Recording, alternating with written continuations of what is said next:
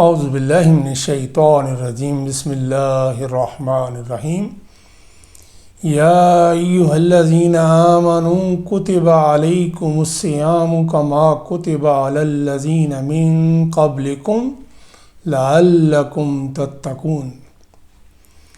اے ایمان والو، تم پر روزے رکھنا فرض کیا گیا ہے جس طرح تم سے پہلے لوگوں پر فرض کیے گئے تھے تاکہ تم تقوی اختیار کر سکو۔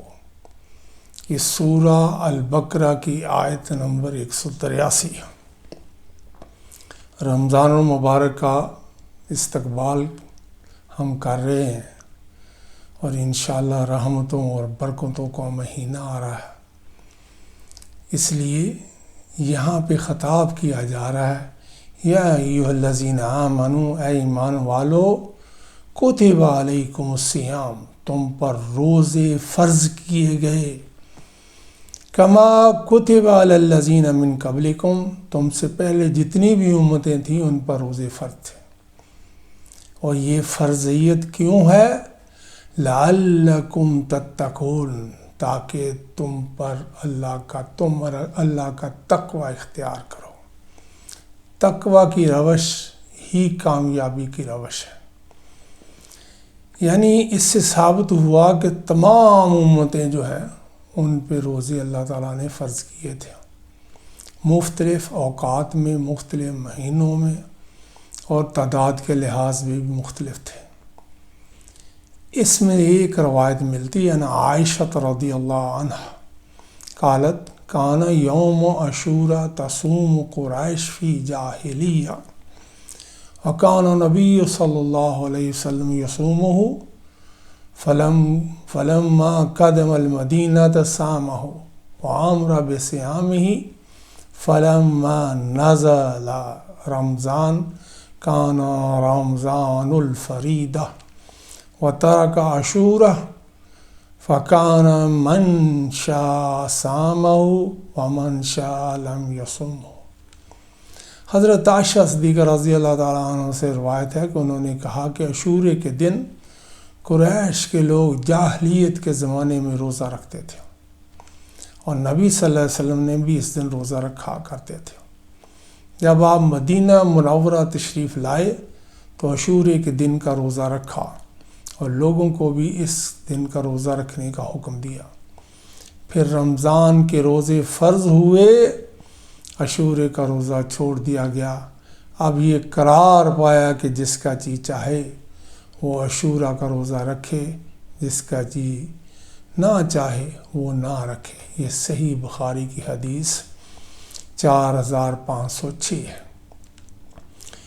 شہر رمضان جو ہے برکتوں، رحمتوں، اللہ کا فضل ڈھونڈنے کا یہ مہینہ ہے، اور یہ پیاری حدیث محمد رسول اللہ صلی اللہ علیہ وسلم نے فرمائی۔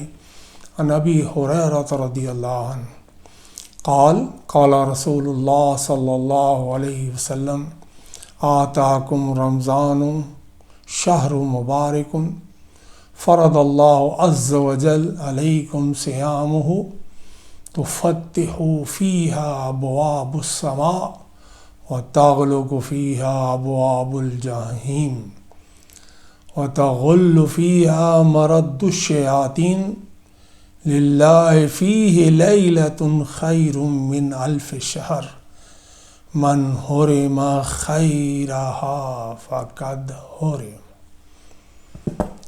ابو ہریرہ رضی اللہ تعالیٰ فرماتے ہیں کہ رسول اللہ صلی اللہ علیہ وسلم نے فرمایا، حدیث کے الفاظ دیکھیں کیا کہا گیا۔ عن ابی ہریرہ رضی اللہ عنہ قال قال رسول اللہ صلی اللہ علیہ وسلم۔ ابی ہریرہ رضی اللہ تعالیٰ عنہ روایت کرتے ہیں رسول اللہ صلی اللہ علیہ وسلم سے، آتاکم رمضان شہر مبارک، رمضان کا مبارک مہینہ تمہارے پاس آ چکا ہے، ہم بھی اس کا آغاز کرنے والے ہیں۔ حدیث میں کیا کہا گیا رمضان کی اہمیت اور روزوں کی فضیلت کے بارے میں؟